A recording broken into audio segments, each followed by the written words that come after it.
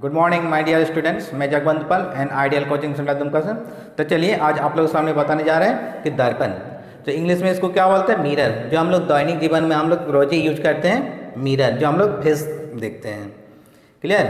तो देखिए इससे पहले हम लोग कहाँ पर पढ़ते हैं, 10th क्लास में दर्पण पढ़ चुके हैं। तो देखिए साधारणतः देखेंगे कि दर्पण का परिभाषा, उसके बाद हम लोग देखेंगे कि दर्पण कितने प्रकार के होते हैं। तो देखिए दर्पण का परिभाषा अगर हम लोग देखेंगे तो दर्पण का परिभाषा क्या दे सकते हैं कि दर्पण एक ऐसा युक्ति है कि किसी वस्तु का प्रतिबिंब बनाया जा सकता है। कि दर्पण एक ऐसा युक्ति है जिसके द्वारा किसी वस्तु का प्रतिबिंब बनाया जा सकता है। बता समझ में। तो देखिए यहाँ पर देखेंगे कि दर्पण कितने प्रकार के होते हैं। तो साधारणतः देखिए 10th क्लास में हम लोग पढ़ चुके हैं, तो बहुत सारे स्टूडेंट के दिमाग में यही चलता होगा कि दर्पण कितने प्रकार के होते हैं, एक समतल, एक उत्तल, एक अवतल। लेकिन ये सब तो दर्पण है, लेकिन दर्पण कितने प्रकार के होते हैं तब कन्फ्यूजन हो जाता है ना। तो देखिए दर्पण साधारणतः दो प्रकार के होते हैं, एक समतल दर्पण, एक गोलीय दर्पण। फिर गोलियों का दो पार्ट होते हैं। फिर गोलियों दर्पण दो प्रकार के होते हैं, एक उत्तल, एक अवतल। बात है समझ में। इसका मतलब क्या बोलिएगा कि दर्पण कितने प्रकार के होते हैं, कि दर्पण दो प्रकार के होते हैं, एक समतल, एक गोलीय, जिसको plane mirror and spherical mirror बोलते हैं। फिर स्फेरिकल मिरर का फिर दो टाइप हम लोग देखेंगे, एक कॉनकेव मिरर, एक कॉन्वेक्स मिरर, जो अवतल दर्पण और उत्तल दर्पण। तो देखिए दर्पण का परिभाषा आ गया कि दर्पण एक ऐसा युक्ति है जिसके द्वारा किसी वस्तु का प्रतिबिंब बनाया जा सकता है। तो देखिए दर्पण कितने प्रकार के होते हैं। तो देखिए दर्पण दिखाते हैं कितने प्रकार के होते हैं। यहाँ पर अगर देखेंगे कि दर्पण मिरर, तो देखिए मिरर होते हैं दो प्रकार के। पहला हम लोग क्या देखेंगे कि प्लेन मिरर, समतल दर्पण।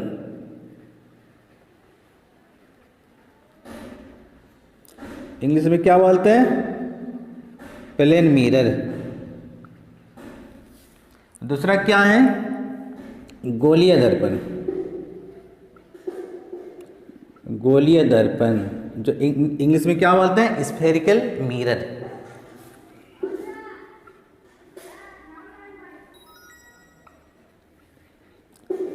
Spherical mirror.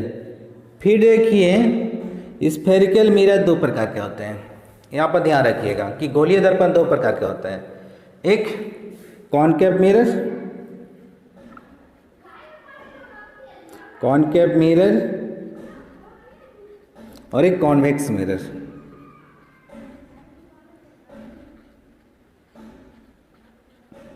इसको हम लोग क्या बोलते हैं, अवतल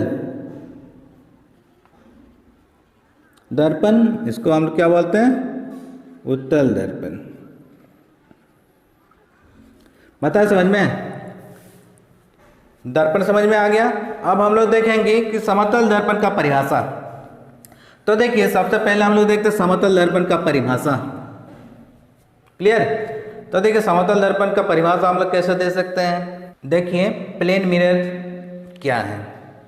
तो देखिए प्लेन मिरर का उपयोग कहाँ पर किया जाता है, जैसे हम लोग फेस देखते हैं, आईना जो घर में, जो हर एक घर में मिलता है, कि सबके घर में ये आईना जरूर देखने को मिलेगा। कुछ रहे ना रहे आईना जरूर रहेगा, और आईना का दाम भी बहुत कम रेंज में आता है। तो देखिए ये कांच का बना होता है, लेकिन वो कांच किस आकृति का होता है, एक समतल, और उसके पीछे साइड वो घोल चिपकाया जाता है। वो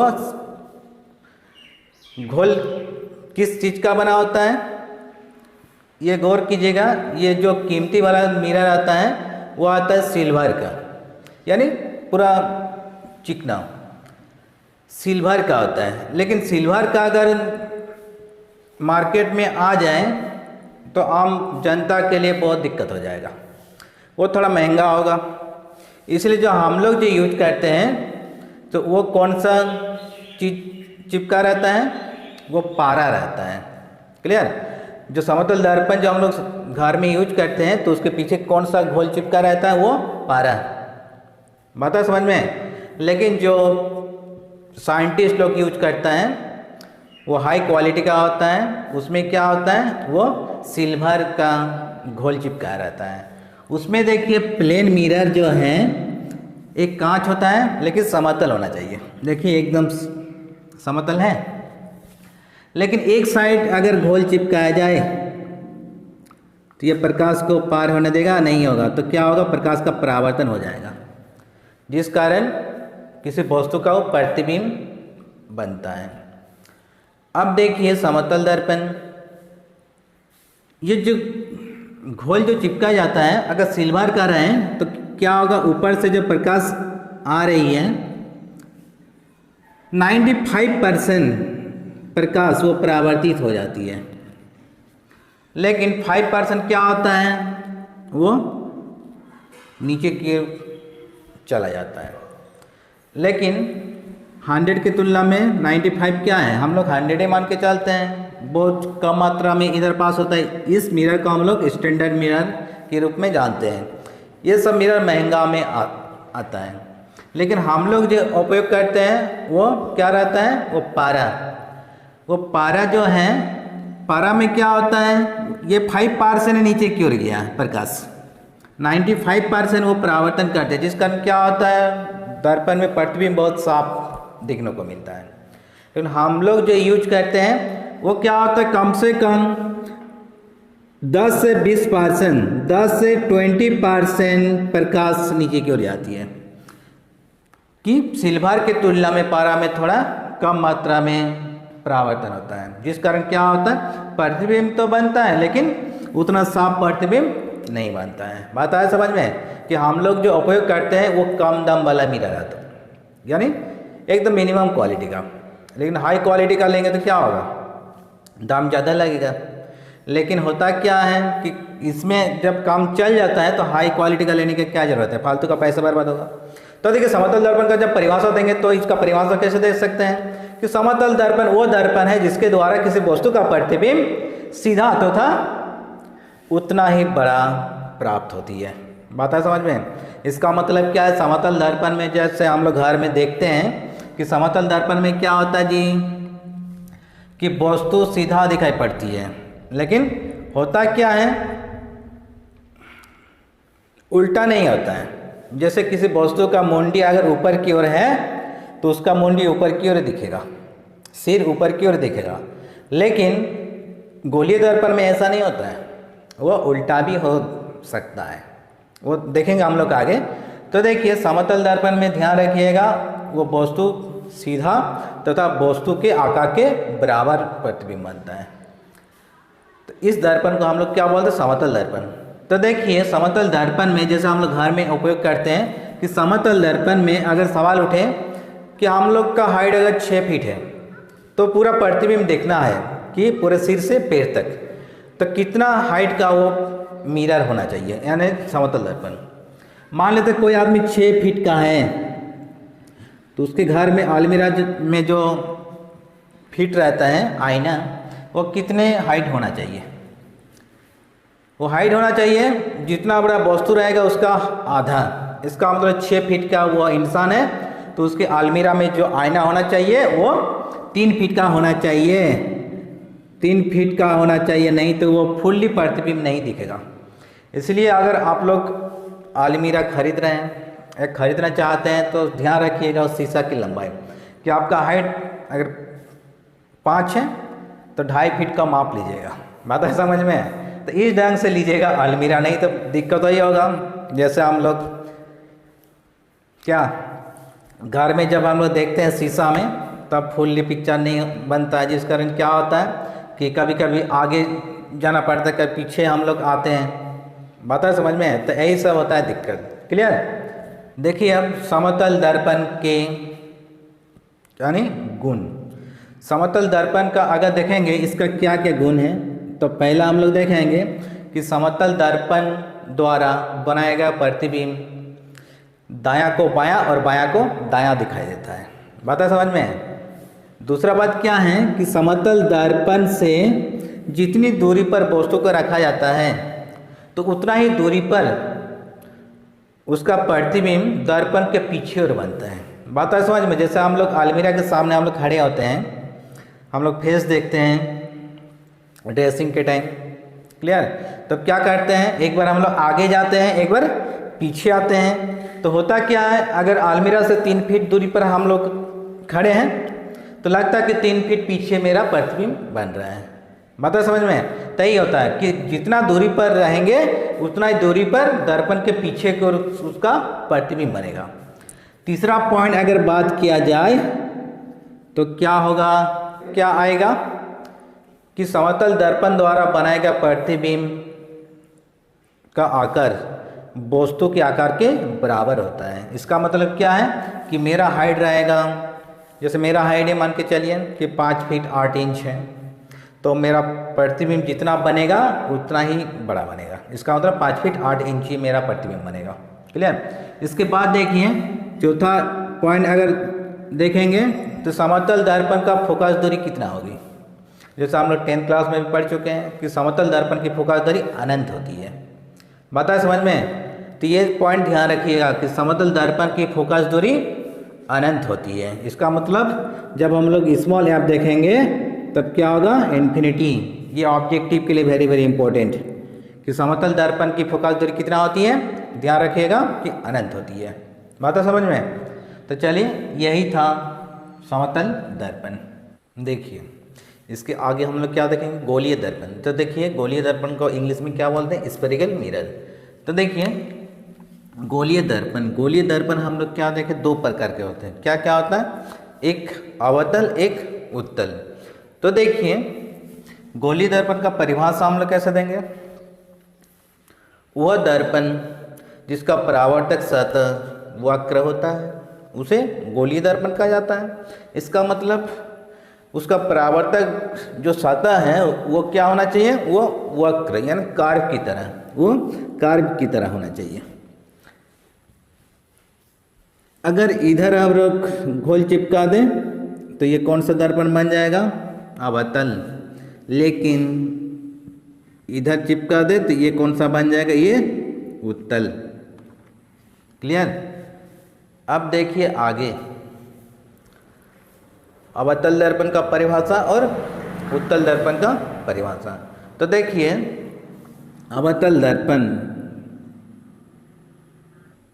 इसका परिभाषा कैसे देंगे, वह गोलीय दर्पण जिसका परावर्तक सतह अंदर की ओर धंसा हुआ होता है।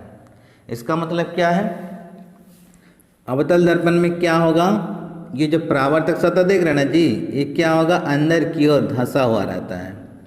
मान लेते XY एक अवतल दर्पण है, यह परावर्तक सतह, कोई किरण आ रही है, इस पॉइंट से यह परावर्तन हो जाएगा, तो इसको हम क्या बोलेंगे, अवतल दर्पण। लेकिन उत्तल दर्पण का परिभाषा हम लोग कैसे देंगे, उत्तल दर्पण कॉन्वेक्स मिरर। तो देखिए इसका परिभाषा हम लोग कैसे देंगे, वो गोलीय दर्पण जिसका परावर्तक सतह बाहर की ओर उभरा हुआ हो उसे उत्तल दर्पण कहा जाता है। तो देखिए ये जो है XY कोई एक दर्पण है, ये देखिए परावर्तक सतह बाहर की ओर उभरा हुआ है, ये आपतित किरण है, इस पॉइंट से क्या हो जाएगा, ये परावर्तन हो जाएगा।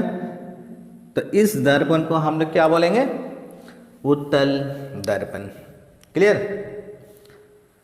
अब देखिए इसके आगे देखिए वक्रता केंद्र, सेंटर ऑफ कर्वेचर। तो देखिए सेंटर ऑफ कर्वेचर क्या है, कोई भी गोलीय दर्पण, इसका मतलब अवतल हो या उत्तल हो, गोलीय दर्पण जिस गोले का बना हुआ भाग होता है उस गोले के केंद्र को ही वक्रता केंद्र कहा जाता है, इसे C द्वारा सूचित किया जाता है। तो देखिए कोई भी एक गोलीय दर्पण है, मान लीजिए X ये Y, इधर हम लोग घोल चिपका दें तो ये कौन सा दर्पण बन जाएगा जी, ये उत्तल दर्पण। ये जिस गोले का बना हुआ भाग होता है, देखिए इस गोले के केंद्र कहाँ पर होना चाहिए, इस पॉइंट में। इस पॉइंट को ही हम लोग क्या बोलते हैं, वक्रता केंद्र। आए समझ में? चलिए इसे सी द्वारा सूचित किया जाता है। इस पॉइंट को हम लोग सी से हम लोग इंडिकेट करेंगे। क्लियर। तो देखिए ये हो गया उत्तल। अगर हम लोग लें अवतल तो क्या होगा, इधर हम लोग गोल चिपका दें, यह बन जाएगा अवतल, ये एक्स ये वाई। फिर देखिए ये दर्पण जिस गोले का बना हुआ भाग होता है, देखिए ये देखिए जिस गोले का बना हुआ भाग होता है, इस पॉइंट को हम लोग क्या कहेंगे, वक्रता केंद्र। आए समझ में। इसका मतलब क्या है कि गोलीय दर्पण जिस गोले का बना हुआ भाग होता है उस गोले के केंद्र को ही वक्रता केंद्र कहा जाता है। इसे सी द्वारा सूचित किया जाता है। चलिए देखिए इसके आगे हम लोग क्या देखेंगे, रेडियस ऑफ कर्वेचर यानी वक्रता त्रिज्या। वक्रता त्रिज्या क्या है, गोलीय दर्पण जिस गोले का बना हुआ भाग होता है उस गोले की त्रिज्या को ही वक्रता त्रिज्या कहा जाता है। इसे बिग आर द्वारा सूचित किया जाता है। देखिए कोई भी एक गोलीय दर्पण है, ये अवतल दर्पण है, मान लेते एक्स वाई। ये देखिए जिस गोले का बना हुआ भाग होता है, इस गोले के ये जो त्रिज्या है, ये त्रिज्या को हम लोग क्या कहेंगे, वक्रता त्रिज्या। आगे समझ में। चलिए अब देखिए हम लोग क्या देखेंगे, ध्रुव यानी पोल। पोल क्या है, किसी दर्पण का वह मध्य बिंदु जो दर्पण को दो बराबर भागों में बांटता है, उस बिंदु को पोल कहा जाता है। इसे पी द्वारा सूचित किया जाता है। तो देखिए यह मान लेते कोई एक गोलीय दर्पण है, ये मध्य बिंदु, इसका मतलब ये मध्य बिंदु को हम लोग क्या कहेंगे, पोल। इसका मतलब क्या है, ये दर्पण को दो बराबर भागों में बांटता है, इस पॉइंट को हम लोग क्या कहेंगे, पोल। क्लियर। और पोल से ही यानी दर्पण का हर एक दूरियां पोल से ही मापी जाती है। तो यह पॉइंट ध्यान रखिएगा, यह है पोल। इसे पी द्वारा सूचित।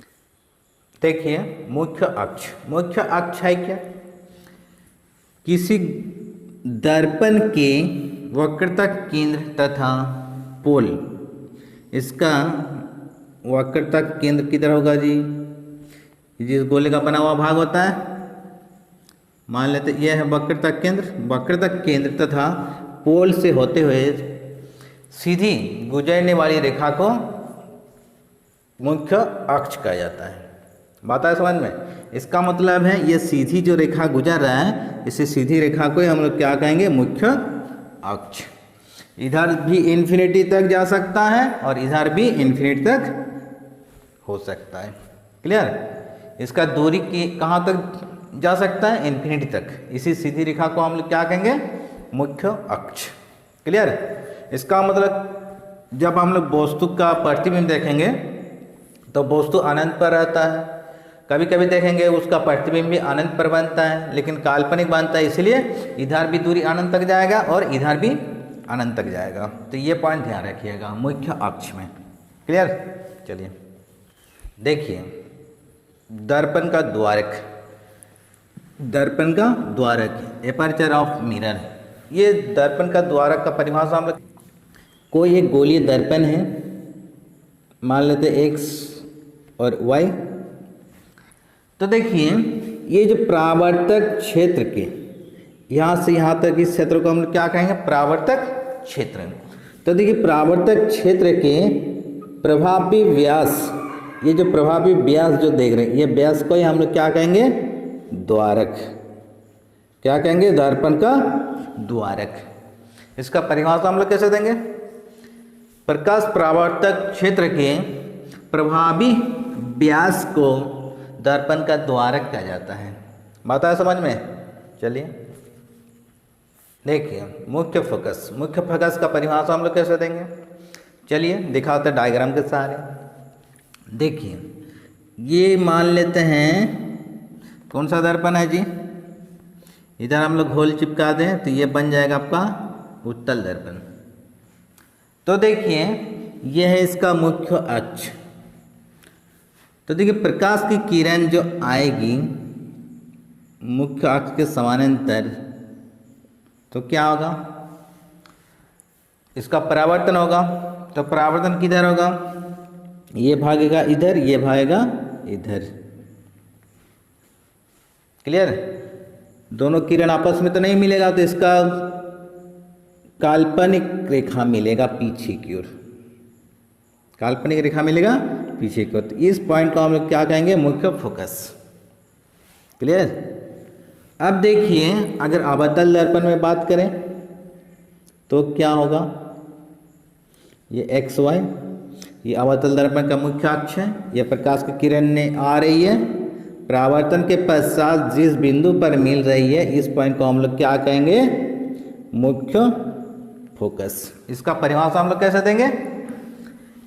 ये पोल है, यह पोल है, यह है मुख्य फोकस। इसको बिग एफ से हम लोग सूचित करते हैं। तो देखिए, किसी दर्पण में उसके मुख्य अक्ष के समानांतर आने वाली प्रकाश की किरण दर्पण में परावर्तन के पश्चात मुख्य अक्ष में जिस बिंदु पर मिलती है या मिलती हुई प्रतीत होती है, तो उस बिंदु को मुख्य फोकस कहा जाता है। इसे बिग एफ द्वारा सूचित किया जाता है। तो देखिए, जो प्रकाश की किरणें आ रही हैं, परावर्तन के पश्चात जिस बिंदु पर, मुख्य अक्ष के जिस बिंदु पर प्रकाश की किरणें मिलती हुई प्रतीत होती है या मिलती है, दोनों परिभाषा एक ही में आ गया, तो उस बिंदु को हम लोग क्या कहेंगे? मुख्य फोकस। आ गया समझ में? चलिए देखेंगे फोकस दूरी यानी फोकल लेंथ, इसे स्मॉल एफ द्वारा इसको सूचित किया जाता है। तो देखिए, एफ क्या है? अभी हम लोग जो देखें मुख्य फोकस, एफ क्या है? मुख्य फोकस। अब देखिए, ध्रुव तथा मुख्य फोकस के बीच की दूरी को फोकस दूरी कहा जाता है। तो हम लोग इसका परिभाषा कैसे देंगे? किसी दर्पण में मुख्य फोकस तथा ध्रुव के बीच या मध्य दूरी को फोकस दूरी कहा जाता है। इसे स्मॉल एफ द्वारा सूचित किया जाता है। बात समझ में? इसका मतलब क्या है? जब हम लोग देखेंगे आर क्या है? वक्रता त्रिज्या। आर बराबर क्या होगा? 2f, अतः एफ बराबर क्या होगा? r/2। यह हम लोग प्रूव भी करेंगे दर्पण के द्वारा। मतलब समझ में? तो यही है, ये जो दूरी हम लोग देख रहे हैं, इसी दूरी को हम लोग क्या कहेंगे? फोकस दूरी। ये ध्रुव तथा फोकस के बीच की दूरी को हम लोग क्या कहेंगे? फोकस दूरी। याद रखिएगा, मुख्य फोकस को बिग एफ से और फोकस दूरी को स्मॉल एफ से सूचित किया जाता है। यही 2 पॉइंट ध्यान रखना है। क्लियर? चलिए देखिए, इसके आगे हम लोग क्या देखेंगे कि दर्पण में, जैसे हम लोग 10th क्लास में भी पढ़े हैं, पॉजिटिव और नेगेटिव वाला खेल। इसका मतलब जब हम लोग दूरी देखते हैं तब बहुत सारे स्टूडेंट फंस जाता है, वो दूरी हम लोग जो लेते हैं वो पॉजिटिव होगा या नेगेटिव होगा। तो देखिए, इसका एक हम सिस्टम बताते हैं, वो ध्यान रखिएगा। देखिए, कोई भी दर्पण, चलिए दिखाते हैं। ये कौन सा दर्पण है जी? इधर हम लोग होल चिपका दें, ये बन जाएगा आपका उत्तल दर्पण। ये है इसका मुख्य अक्ष। अब देखिए, यहाँ पर एक वस्तु है, वस्तु को हम लोग गौर से इंडिकेट करेंगे। तो ध्यान रखिएगा कि दर्पण में हमेशा कोई भी दूरी मापेंगे, हमेशा पोल से मापी जाती है। और दूसरा बात, ये किरण इधर से आ रही है, जाएगी किधर? उधर। तो ध्यान रखेंगे, ये जो दूरी है इसको हम लोग क्या कहेंगे? यू, यानी वस्तु दूरी को यू मान लेते हैं। यहाँ पर इसका फोकस है, फोकस दूरी हम लोग क्या लेंगे? एफ। इधर इसका होगा आर, एफ का डबल होगा आर। बात है समझ में? तो देखिए, यह जो दूरी लेंगे, मान लेते हैं इसका इधर ही बनेगा इसका प्रतिबिंब। मान लेते हैं प्रतिबिंब क्या बन रहा? आई से क्या होता है? आइकॉन या इमेज, जो बोलिएगा, यानी प्रतिबिंब। तो देखिए, ये दूरी हमेशा ध्यान रखिएगा, एक ही डायग्राम में ही हम क्लियर कर देते हैं। ध्यान रखिएगा दूरी में कि प्रकाश की किरण किधर से किधर जा रही है, कहाँ पर खड़े रहना है? पोल पर। तो ध्यान रखेंगे कि ये जो वस्तु दूरी है, वस्तु दूरी को मापने के लिए प्रकाश की किरण की जो दिशा है, इसकी उल्टी दिशा में हमको आना पड़ेगा। तो क्या हो जाएगा आपका? जब उल्टी दिशा में आएंगे तब वो हो जाएगा माइनस, जब आगे की ओर जाएंगे तब हो जाएगा प्लस। इसका मतलब एफ भी हो जाएगा क्या? प्लस, आर भी होगा प्लस। इसका प्रतिबिंब दूरी क्या लेंगे v, तो v भी हो जाएगा आपका प्लस। बात है समझ में। फिर अगर हम लोग देखेंगे ओ क्या है, वस्तु का जो सिर है यानी मुंडी वो किधर है, ऊपर की ओर, मुख्य अक्ष से ऊपर की ओर है, तो वो होगा पॉजिटिव। इसका मतलब ध्यान रखिएगा ओ भी होगा पॉजिटिव। इमेज आइकन, इसका बाद देखिए मुंडी ऊपर की ओर है तो आई भी होगा क्या, पॉजिटिव। लेकिन ये जो मुंडी अगर नीचे की ओर हो जाएगा आई, तो आई क्या हो जाएगा जी, आई हो जाएगा माइनस। वाह, अगर वस्तु को हम उल्टा के रख दे इधर तो वस्तु भी हो जाएगा आपका माइनस। बात है समझ में। तही था इसका साइन कन्वेंशन। क्लियर। ध्यान रखिएगा 10th क्लास में बहुत सारे स्टूडेंट फंस जाते हैं कि किधर पॉजिटिव ले किधर नेगेटिव ले। देखिए यहाँ पर सब कुछ एक ही डायग्राम में क्लियर कर दिए। ध्यान रखेंगे कि दर्पण में कहाँ पर हम खड़े रहेंगे, पोल पर। अगर पीछे की ओर दूरी मापेंगे तो नेगेटिव हो जाएगा, अगर आगे की ओर मापेंगे तो पॉजिटिव हो जाएगा। अगर वस्तु अगर सीधा खड़ा है, उसका मुंडी ऊपर की ओर है, तो वस्तु होगा पॉजिटिव। अगर उसको घुमा के खड़ा कर दें दर्पण में तो हो जाएगा वो नेगेटिव। अगर प्रतिबिंब उसका मुंडी ऊपर की ओर बन रहा है तो पॉजिटिव, अगर नीचे की ओर बन रहा है तो नेगेटिव। क्लियर। तो एक ही डायग्राम में हम क्लियर कर दिए। चलिए समझ में आ गया।